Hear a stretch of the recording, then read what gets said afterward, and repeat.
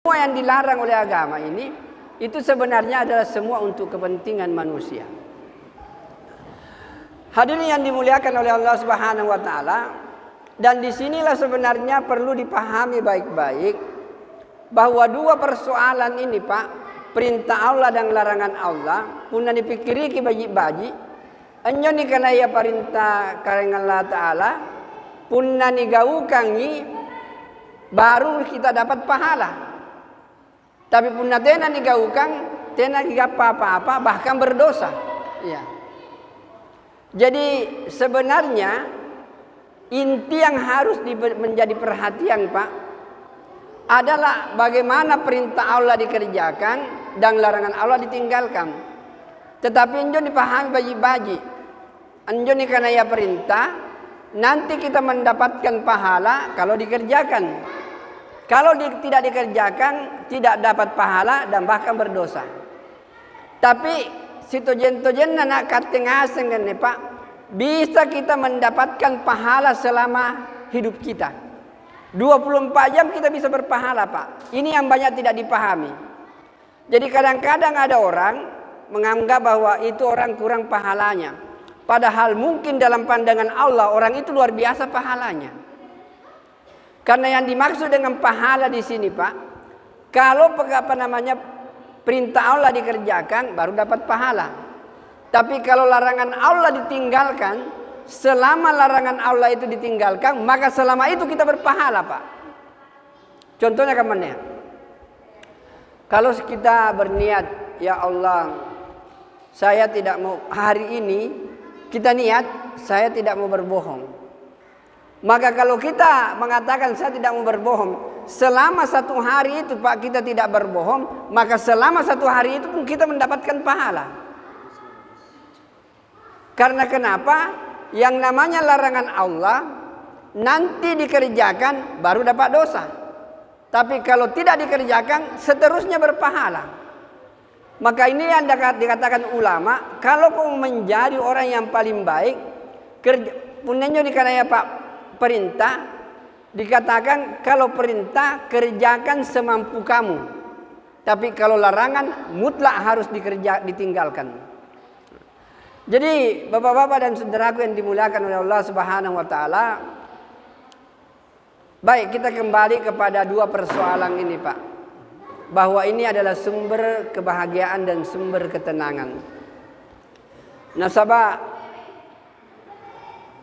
sebenarnya ini agama, kalau ini diamalkan, maka kehidupan, Pak, ini akan jadi baik. Tetapi dalam Al-Quran dikatakan bahwa apabila kebenaran datang, wa qul ja'al haqqu wa zahaqal batilu innal batila kana zahuqa. Apabila kebenaran ini datang, maka kebatilan akan sirna, Pak. Tapi yang namanya tidak akan muncul dengan sendirinya, pasti diusahakan, Pak. Diusahakan pinjonikanaya agama, nampan jonikanaya agama akan terrealisasi dalam kehidupan. Kalau tidak diusahakan, Pak, tidak akan datang ini agama. Dan kalau kita berpikir, Pak, pun dipikiri ke baji-baji, kamu tahu, semua orang mau melihat keadaan baik. Semua orang mau melihat bagaimana masyarakat ini adil, bagaimana masyarakat ini bisa makan dengan enak, bagaimana masyarakat ini bisa tenang. Semua orang mau kampung kita tidak ada pencuri, kampung kita tidak ada peminum, kampung kita bebas dari penindasan. Semua orang mau seperti itu.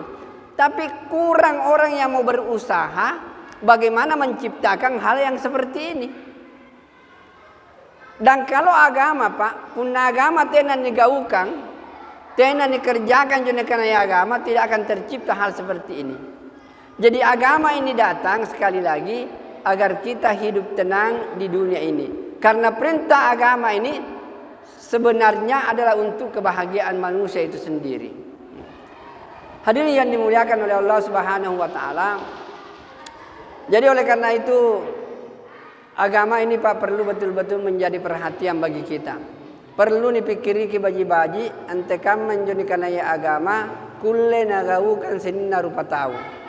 Nah, sebab ini agama inilah yang akan membahagiakan kita Pak di dunia maupun di akhirat.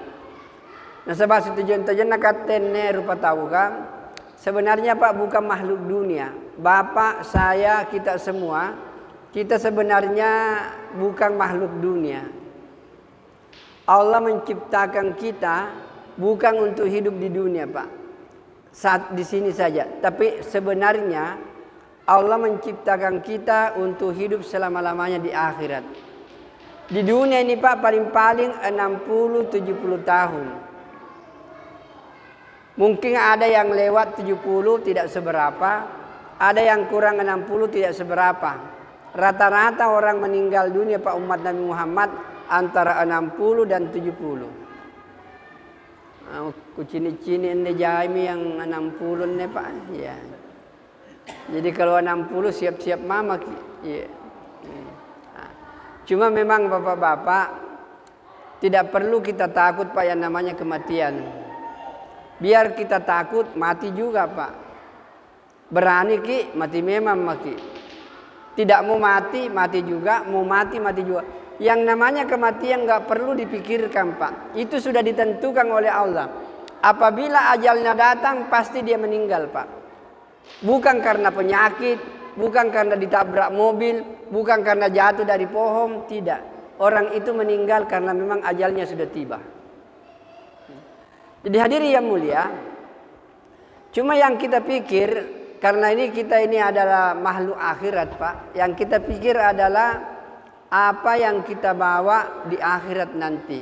Inilah yang diingatkan oleh Nabi, diutusnya para Nabi, semuanya untuk mengingatkan manusia, wahai manusia, situjun-tedonnya Allah menciptakan engkau bukan untuk hidup di dunia, tapi untuk hidup nanti di akhirat. Di dunia ini sebentar saja dan hanya satu kali ini saja. Di akhirat itu bukan 60 tahun Pak, tiada 60 tahun, tiada 60 miliar tahun, tiada 60 triliun tahun. Tetapi siapa Pak? Selama-lamanya, tidak ada batas waktu. Dan di akhirat perlu dipahami Pak, hanya dua tempat. Ada tempat yang penuh dengan kenikmatan, ada tempat yang penuh dengan kesengsaraan. Dua Pak. Di mana kita berada, nanti di akhirat di dua tempat ini Pak, ditentukan di dunia ini. Biasa saya kasih contoh begini. Supaya mudah dipahami Pak.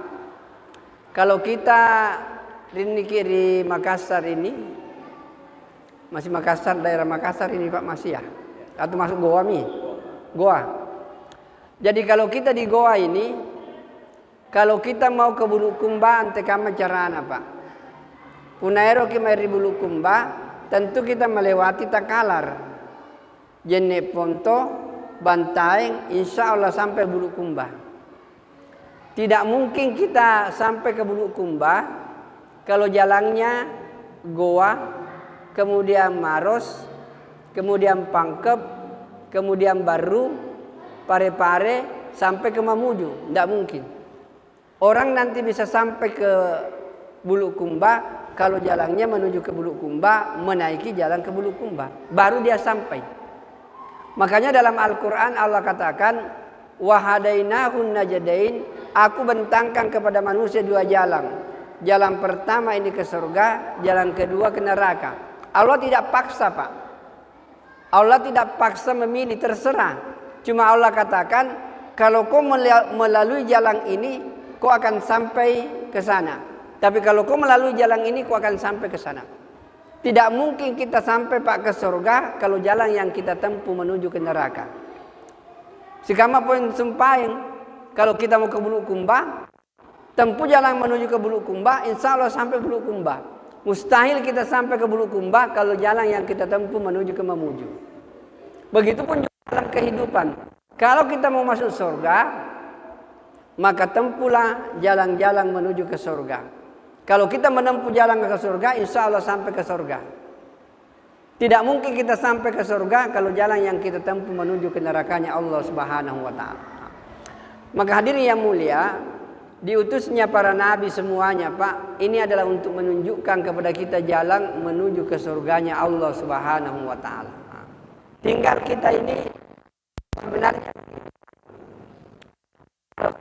itu ini adalah perintah dari Allah. Tapi perintah karena Allah Ta'ala inilah fungsinya para nabi. Jadi punna nia perintah karena Allah Ta'ala pasti nia cara nabia antekam menigaukan injo perintah ya Pak. Tidak mungkin ada perintah Allah kalau tidak ada penjelasannya dari nabi. Karena nabi diutus untuk menafsirkan Al-Quran. Jadi sebenarnya hadis, kalau kita mau berpikir Pak, cito-citonya dengan ya hadis, itu adalah pemikiran nabi terhadap Al-Quran. Kemudian diwujudkan dalam bentuk perbuatan, perkataan, atau takrir. Punna salah nabi tapak ditegur langsung oleh Allah dan itu jadi hadis ayat lagi.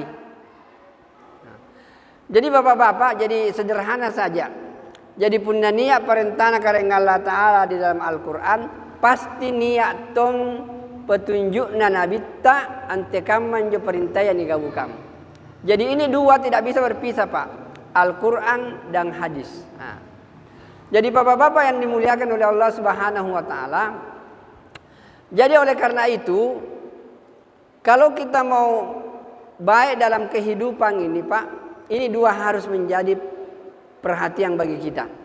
Cuma masalahnya sekarang Rasulullah Shallallahu Alaihi Wasallam sebagai Rasul terakhir Pak sudah tidak ada. Dan yang namanya ini kehidupan, ini perlu selalu didakwakan ini agama Pak. Biasa kalau adik-adik mahasiswa, sebenarnya Islam itu Pak sederhana ji. Punaero kincini kini agama ya baji. Talu ji. Pertama pelajari rodong, kemudian kedua amalkan, yang ketiga sampaikan Pak. Itu saja. Pelajari Al-Quran, amalkan Al-Quran, kemudian sampaikan. Pelajari hadis, amalkan hadis, kemudian sampaikan Pak. Sekarang ini mungkin banyak orang yang belajar Pak. Yang kurang adalah amal. Dan orang yang mengamalkan ini kurang menyampaikan. Padahal perintah menyampaikan agama ini sama, bahkan lebih banyak Pak ayat-ayat yang menyuruh kita untuk menyampaikan ini agama. Dan kalau agama ini Pak disampaikan terus, maka kehidupan ini akan jadi baik. Kenapa ini kehidupan tidak jadi baik Pak? Karena jarang kita menyampaikan agama. Nah, untuk merubah ini keadaan Pak, memang dakwah ini perlu pengorbanan. Perlu usaha dan perlu perlu kesungguhan. Jadi bapak-bapak untuk merubah itu memang harus berkali-kali Pak. Saya kasih contoh sederhana supaya mudah dipahami. Sebenarnya sederhana saja ini untuk merubah sesuatu. Sekalipun itu betul-betul terjadi Pak begitu, tapi kalau diulang kali, orang bisa berubah itu.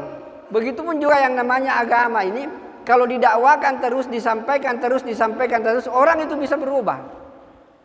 Tapi kenapa keadaan ini tidak banyak berubah? Karena jarang disampaikan agama dan jarang mau diamalkan ini agama Pak. Karena dua ini disampaikan, nampak di pacini kita wentekan mengamalkan enjo, baru mudah untuk kita pahami. Begitu pentingnya yang namanya Pak usaha dakwah ini. Saya kasih contoh sederhana begini. Untuk merubah sesuatu itu, orang itu memang perlu. Ada seorang ulama, niat tahu Pak Kiai kira-kira begitu. Kemudian dia mau pergi pasar untuk beli kambing karena cucunya mau hakikah. Tetapi waktu dia membeli kambing di pasar, ada pencuri. Lihat Ki, Pak Kiai beli kambing ini, bagaimana kalau kita curi nanti kambing? Saya bilang jangan. Kalau kau rampok ini Pak Kiai, luar biasa dosamu itu. Luar biasa. Mari kita pakai tatih saja supaya Pak Kiai lepaskan itu kambingnya dan kita ambil. Bagaimana caranya? Kita atur strategi begini. jalanan-jalanan yang akan dilewati Pak Kiai, kita duduk di situ. Di belokan-belokan di situ kita duduk dan kita sampaikan Pak Kiai, la ilaha illallah, Pak Kiai ini sudah tidak sadar, masa Pak Kiai beli anjing? Padahal kambing yang dibeli Pak. Ya. Jadi Bapak dan Saudaraku yang mulia, jadi begitu Pak Kiai ini datang, dia bawa kambing dari pasar, kemudian lompat itu yang pertama, bilang Pak Kiai, masa Pak Kiai bawa anjing? Ini anjing ini bukan kambing.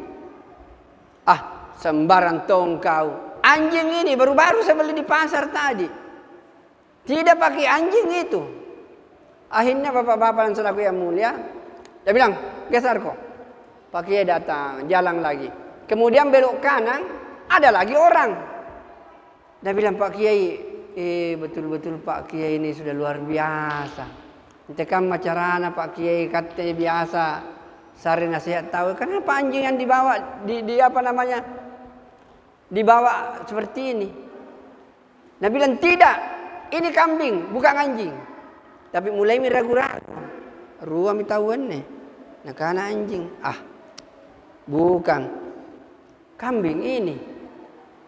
Akhirnya jalan lagi Pak, bawa itu anjing. Kemudian belok kiri ada lagi orang. Dia bilang, Pak Kiai, kenapa kita bawa anjing? Luar biasa ini Pak Kiai, mau dia bawa kemana itu anjing? Dia bilang itu orang, Pak Kiai, ini sudah 3 orang yang mengatakan ini, nah pegang-pegang itu kambingnya Pak. Kambing ini sembarang tongkau anak muda. Akhirnya bapak-bapak dan saudaraku yang mulia, sampai beberapa itu tikungan yang ke-7 misalnya, orang itu dapat loncat, la ilaha illallah, Pak Kiai ini luar biasa ini, kenapa bawa anjing? Akhirnya Pak Kiai dibilang, anjing betul ini, nelepas. Ternyata ini tadi orang kasih beli ini bukan kambing tapi anjing. Hadirin yang mulia, dia lepas, begitu dia lepas dia ambil. Apa yang kita dapat di sini Pak? Artinya yang namanya berita itu mungkin pertama kita tidak percaya. Kedua, sudah mulai kita percaya. Ketiga, sudah mulai yakin. Keempat, betul-betulnya. Dan suatu saat nanti kalau berita ini disampaikan terus, orang akan percaya itu Pak. Inilah penting yang namanya usaha kebaikan. Jadi kebaikan ini Pak, jadi karena kebaikan, kalau disampaikan hari ini orang tidak kerjakan, tidak seperti itu. Besok disampaikan lagi, lusa disampaikan lagi, sampai orang itu bosan, pasti dia katakan betul yang disampaikan ini pasti adalah kebenaran. Jadi bapak-bapak dan saudaraku yang dimuliakan oleh Allah Subhanahu wa taala, jadi inilah Pak yang disebut dengan dakwah. Jadi dakwah itu selalu kita sampaikan suatu saat orang. Apalagi kalau apa yang kita sampaikan itu betul-betul kebenaran. Sedangkan kesalahan saja kalau diulang bisa orang nyatakan sebagai kebenaran. Tetapi ini agama Pak adalah kebenaran.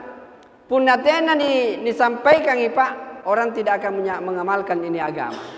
Maka bapak-bapak dan saudaraku yang dimuliakan oleh Allah Subhanahu wa taala, jadi pentingnya ini menyampaikan ini usaha agama Pak. Maka inilah kita sebenarnya bergerak dari satu kampung ke kampung yang lain. Dan kenapa ibu-ibu dan bapak-bapak, apa sebenarnya motivasi yang luar biasa? Kemarin waktu saya di masjid Pak Imam itu saya sampaikan begini, Pak, kita ini kan mau masuk surga, kita ini butuh persiapan. Persiapan di surga itu kan karena kita akan hidup bukan 1 hari, bukan 1 tahun, bukan 1000 tahun, bukan 1 triliun tahun, tapi kita akan hidup di surga itu selama-lamanya. Maka kita butuh banyak persiapan Pak. Kalau kita punya 1 dunia itu akan habis. 100 dunia, 1 juta dunia, 1 triliun dunia itu akan habis Pak. Makanya nanti di akhirat orang ini masuk surga Pak karena rahmat daripada Allah Subhanahu wa taala. Makanya saya ingin sampaikan bahwa kalau ada Pak jemaah dari Mekah, saya pernah bawa jemaah dari Mekah. Saya bawa keliling-keliling Sulawesi Selatan. Kemudian kalau saya tidak salah waktu itu di Bone ditanya, "Tuang, kenapa Tuang terlalu sibuk erang kinjonya karena ya jemaah mari Indonesia? Bukankah kalau Tuang sholat di Masjidil Haram, satu kali kita sholat di Masjidil Haram sama nilainya kalau kita sholat di tempat kita ini Pak 277 tahun. Jadi kalau orang naik ke Mekah Pak, apakah dia umrah atau haji, satu hari dia beribadah di Mekah sama nilainya kalau dia beribadah 277 tahun kalau dia dilakukan di tempat ini Pak. Tetapi ketika ditanya kenapa Bapak tinggalkan Mekah untuk membawa ini agama, dia bilang, apakah Bapak tidak baca dalam surah At-Taubah ayat 19? Allah katakan di situ bahwa orang yang keluar memperjuangkan ini agama dengan hartanya Pak dan dengan dirinya. Enjoni karena ya agama punaero kincini kibaji Pak harus memperjuangkan dua. Yang pertama harta kita bawa, yang kedua diri kita Pak. Kalau harta kita saja yang kita sumbangkan, kita tidak keluar sendiri, mudah susah untuk mengamalkan ini agama. Jadi metodenya sahabat Nabi dulu, kenapa sahabat Nabi ini mudah mengamalkan agama? Karena dia pergi menyampaikan agama dengan memakai dua, yaitu dengan hartanya dan dengan dirinya. Bahkan saya masih ingat dulu Pak, waktu jemaah dari Makassar ke Palembang, itu ada seorang kiai yang punya pondok pesantren, dia punya santri hampir lebih 20.000. Yang selalu dia pikirkan ini ayat, wajahadu fi sabilillahi bi amwalikum wa anfusikum. Hendaklah engkau bersungguh-sungguh memperjuangkan agama dengan hartamu dan dengan dirimu. Itu Pak Kiai bilang, sudah lama saya berpikir bagaimana ini ayat diamalkan. Tekam macaranan ayat diamalkan. Maka ketika jemaah dari Makassar ini datang, kemudian dia katakan, pendek cerita, dia sampaikan kepada anak-anak ini, "Nak, kenapa kau jauh-jauh dari Makassar ke sini? Siapa yang biayai kau?" Maka Pak Kiai anak muda itu mengatakan, "Pak Kiai, kan ada dalam ayat Al-Qur'an. Wajahadu fi sabilillahi bi amwalikum wa anfusikum." Hendaklah engkau bersungguh-sungguh memperjuangkan ini agama dengan hartamu dan dirimu. Apa yang terjadi Pak? Pak Kiai langsung menangis. Dia bilang, saya sudah 20 tahun berpikir bagaimana ayat ini diamalkan. Ternyata mudah diamalkan. Keluar kau menyampaikan agama, pakai hartamu dan pakai dirimu, maka insya Allah pertolongan Allah akan datang kepada kita. Akhirnya Pak Kiai itu Pak ikut sampai 40 hari. Nah, jadi bapak-bapak dan saudaraku yang dimuliakan oleh Allah Subhanahu wa taala. Jadi kalau agama ini Pak kita mau lihat dengan baik, maka tidak ada jalan lain, harus ini agama disampaikan dan didakwakan. Dan kalau agama ini Pak tidak didakwakan, maka tidak akan tersebar. Maka dikatakan wa qul ja'al haqqu wa sahaqal batilu innal batila kana sahuqa. Apabila kebenaran ini Pak datang, maka kebatilan akan sirna. Jadi kalau kita mau melihat keadaan kita bagus Pak, maka yang namanya agama ini harus didakwakan. Anak kita, istri kita, dan lain sebagainya. Tadi saya katakan, anak orang Arab ini mengatakan, orang yang keluar memperjuangkan agama Pak, pahalanya bukan 100.000, tetapi pahalanya adalah 700.000. Jadi dia katakan, saya yakin ini, saya keluar memperjuangkan agama ini, saya dari Mekah ke Madinah dengan harta saya dan dengan diri saya yakin bahwa kalau saya sholat di Masjidil Haram itu cuma pahalanya 100.000. Tapi kalau saya keluar untuk memperjuangkan ini agama, pahalanya itu Pak 700.000. Yang dimaksud dengan 700.000 sama dengan 1944 tahun, hampir 2000 tahun Pak. Jadi satu hari orang keluar di jalan Allah hampir sama nilainya orang beribadah 2000 tahun kalau dia tidak keluar di jalan Allah Pak. Jadi bapak-bapak dan saudaraku yang mulia, kemudian ada lagi Pak, yang namanya keluar memperjuangkan agama seperti ini, perlu dipahami Pak, saya pasti meninggal dunia, dan hadis Nabi mengatakan apabila orang meninggal dunia putus amal. Tidak mungkin kita salat, tidak mungkin kita haji, tidak mungkin kita zikir. Tetapi ada satu hal punna digaukan baji-baji Pak, manna mateki pahala tetap berlangsung. Ini yang dikatakan yang namanya dakwah Pak. Satu orang yang kita ajak untuk salat, kemudian orang itu salat sampai akhir hidupnya, maka pahalanya akan juga kita dapatkan dan tanpa mengurangi pahala orang itu. Jadi mungkin bapak-bapak kita sudah meninggal 100 tahun, 200 tahun, pahala akan tetap mengalir Pak. Karena kita mendakwakan agama dan orang lain mengamalkan ini agama. Makanya nanti di akhirat ada orang yang tidak pernah naik haji Pak. Tena talebagang naik haji. Tetapi ketika diperiksa itu catatannya, kenapa ada hajinya 200? Ternyata orang ini rajin pergi berdakwah, orang yang didakwai ada hartanya, kemudian naik haji, maka pahalanya pun juga mengalir kepada dirinya. Nah, jadi bapak-bapak dan saudaraku yang mulia, jadi inilah kita mengharapkan Pak, mengharapkan ngaseng ini supaya terlibat menyampaikan ini agama. Dan kalau bapak-bapak terlibat menyampaikan ini agama, sekalipun kita sudah meninggal dunia, pahala akan tetap mengalir. Jadi bapak-bapak dan saudara yang dimuliakan, inilah yang menyebabkan Pak jemaah-jemaah ini diantar, bagaimana supaya kehidupan ini jadi baik dan bagaimana sehingga agama ini diamalkan. Oleh karena itu bapak-bapak yang dimuliakan oleh Allah Subhanahu wa taala, inilah mungkin yang bisa saya sampaikan, bahwa kalau kita mau melihat kampung kita ini baik Pak, maka kehidupan agama harus kita wujudkan. Yang pertama itu yang utama anjum ini kanai Pak sembahyang. Kalau kita mau melihat kampung kita ini tenang, yang paling dikerjakan, yang paling harus ditegakkan anjum ini kanai Pak salat berjamaah.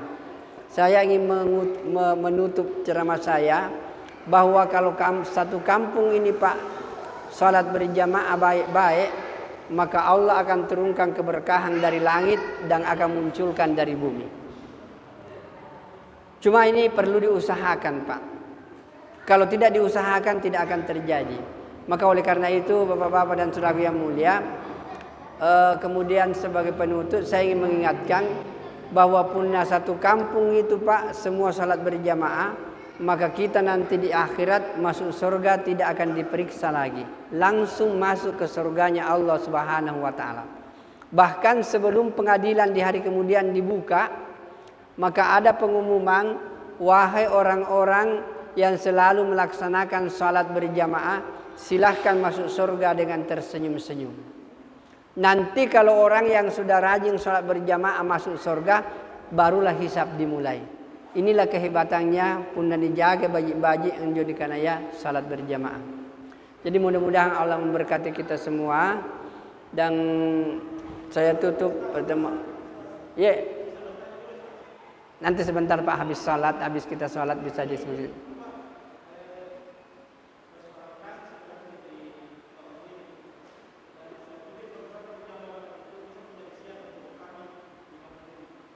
Oh ya?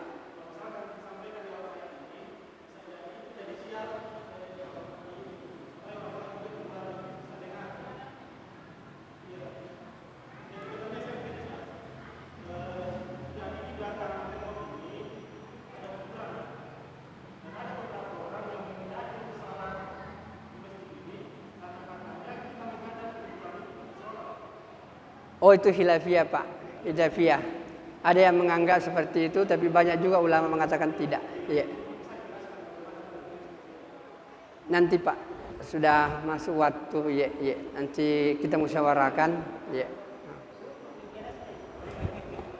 Dan itu dua pendapat Pak, dua pendapat. Ada yang mengatakan kalau ada begitu, dan sebenarnya Pak ini usaha kenabian kita ini memang untuk persoalan khilafiyah itu kita tidak bahas Pak. Kita serahkan kepada ulama, kepada kiai-kiai. Tetapi yang jelas yang seperti itu adalah khilafiyah Pak, khilafiyah. Sebab kalau kita mengatakan seperti itu, di Masjidil Haram juga kuburannya Nabi kan dalam masjid Pak. Kenapa kalau kuburannya Nabi di dalam masjid, tentu orang tidak salat Pak di situ. Jadi yang seperti itu Pak khilafiyah. Nanti kita diskusi-diskusi kecil, dan yang namanya perbedaan pendapat perlu dipahami. Kalau saya memang mengatakan Pak, tidak mungkin satu Pak pendapat, tidak mungkin. Cuma sekarang ini orang menganggap bahwa pendapatnya yang paling benar, padahal tidak Pak. Saya kasih contoh begini. Enjo nih kayaknya Pak 10. Berapa itu 10 Pak? Mungkin Bapak mengatakan 10 itu 5 tambah 5. Ini mengatakan 10 2 tambah 8. Bapak mengatakan 10 3 tambah 7. Yang ini mengatakan 10 1 tambah 9. Ini mengatakan 3 tambah 7. Yang mana benar Pak? Semua benar. Coba kalau memang Al-Quran Pak dan hadis membuka peluang untuk berbeda Pak. Coba kalau kita salat Pak, kan ada yang baca bismillah, ada yang tidak baca bismillah. Ya, kalau kita mengatakan yang baca bismillah tidak sah, padahal hadisnya sahih. Yang baca bismillah tidak sah, padahal banyak. Semua ada dasarnya Pak. Jadi begini saja. Supaya umat Islam ini bisa bersatu, perbedaan-perbedaan pendapat itu Pak, pasti terjadi. Dan coba bayangkan Pak, seandainya pendapat yang mengatakan bismillah saja dipakai, maka hadis Nabi tentang tidak bismillah tidak dipakai. Tetapi kalau pendapat yang tidak bismillah dipakai, kemudian yang bismillah dipakai, maka ini tidak terpakai. Tapi apa yang terjadi? Yang baca bismillah dipakai, yang tidak baca bismillah dipakai. Akhirnya semua hadis Nabi itu lestari sampai akhir zaman Pak. Ya. Jadi yang seperti ini memang perbedaan Pak. Kalau saya tidak jadi masalah sih. Kalau mereka tidak mau salat di sini, ini kan sudah kubur Pak. Tidak bisa itu naik Mekah Pak, karena dia kubur Nabi dalam apa namanya. Saya pikir begitu Pak. Jadi ini pun juga sebenarnya kami dilarang untuk bicara yang khilafiyah Pak. Iya. Nah. Jadi Bapak-bapak dan saudara yang dimuliakan oleh Allah Subhanahu wa taala. Jadi mungkin itu Pak ya. Jadi Bapak-bapak dan saudaraku yang mulia, jadi ada memang Pak sebenarnya yang seperti itu.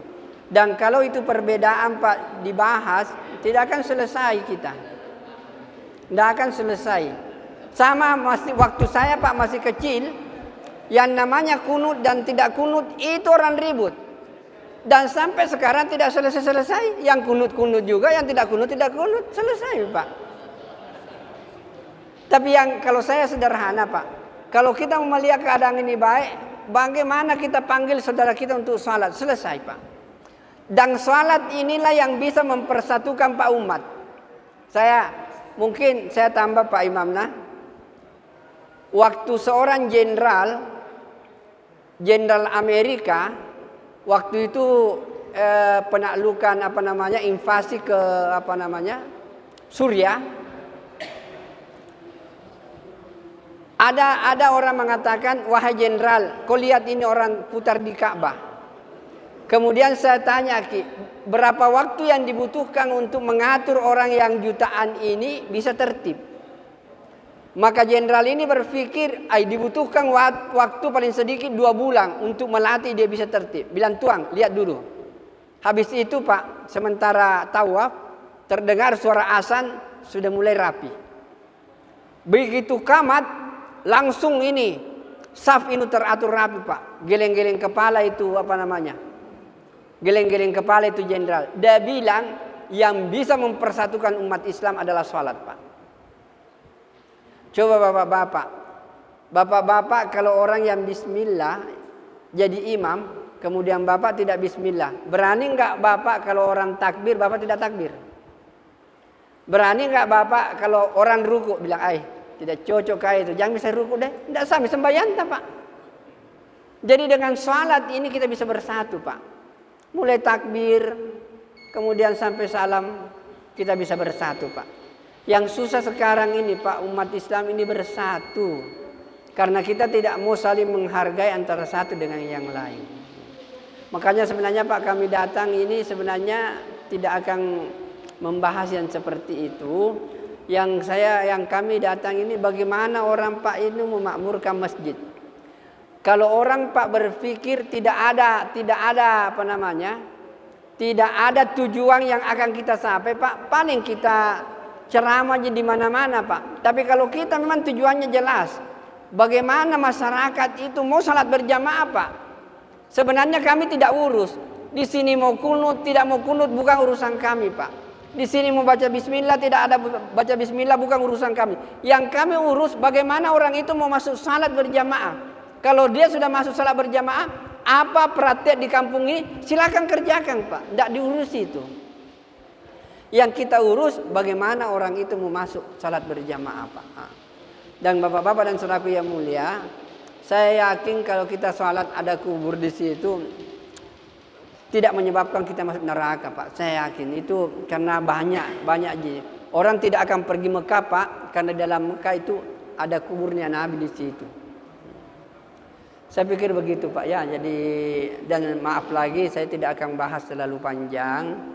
Dan itu Pak yang namanya salahnya sekarang karena kita tidak belajar perbandingan mazhab Pak. Di kampus itu memang kalau waktu saya mahasiswa dulu itu dipelajari perbandingan mazhab. Bahwa ini kalau di Indonesia ini Pak kan rata-rata mazhab Syafi'i. Dulu tidak, paling-paling dulu Pak, saya mungkin pada saat itu saya mengatakan paling-paling kalau sembahyang ini orang tidak angkat tangan, Muhammadiyah ini begitu saja Pak. Ini angkat tangan, NU ini begitu saja, tidak ribut dia orang. Tapi sekarang ini karena kita dikafirkan macam-macam dan lain sebagainya, tentu orang marah Pak ya. Jadi oleh karena itu supaya kehidupan kita ini enak, mari kita saling menghormati. Yang mau salah angkat doa angkat tangan silakan, yang tidak mau angkat tangan silakan. Tata cara Pak pegangan tangan saja macam-macam. Ada hadis begini, ada hadis begini, ada hadis begini. Semuanya ada Pak. Supaya umat Islam ini bagus, mari kita saling menghormati antara satu dengan yang lain. Sekali lagi Pak, jamaah kami ini sebenarnya tidak diharapkan untuk membahas tentang khilafiyah. Yang penting kita ini bergerak. Bagaimana kita sama-sama kita cari sesuatu yang menyamakan kita, bukan yang membedakan kita. Saya pikir inilah yang bisa saya sampaikan. Kalau kita mau biasanya seperti itu Pak, dialog-dialog, kemudian diskusi-diskusi kecil, bukan di forum terbuka. Kecuali kalau memang saya tidak keluar Pak, dipanggil untuk khusus membahas fikih, itu lain persoalan. Tapi kalau kau keluar seperti ini Pak, tidak diharapkan tidak membahas khilafiyah. Baik, mungkin ini yang bisa saya sampaikan. Mudah-mudahan Allah memberkati kita semua. Dan mudah-mudahan kita semua yang hadir di tempat ini berpikir baik-baik bagaimana masjid kita makmur dan kita semua masuk di surganya Allah Subhanahu wa taala. Karena kita punya Tuhan sama Pak, Nabi kita sama, Al-Qur'an sama, hadis sama, hanya perbedaan pendapat saja. Dan perbedaan ini adalah sah-sah saja karena kita berbeda pemikiran, latar belakang dan lain sebagainya. Baik, kita tutup dengan doa kepada majlis. Subhanakallahumma bihamdika asyhadu an la ilaha illa anta astaghfiruka wa atubu ilaik. Subhana rabbika rabbil izzati amma yasifun. Wassalamun ala mursalin. Alhamdulillahi rabbil alamin. Assalamualaikum warahmatullahi wabarakatuh.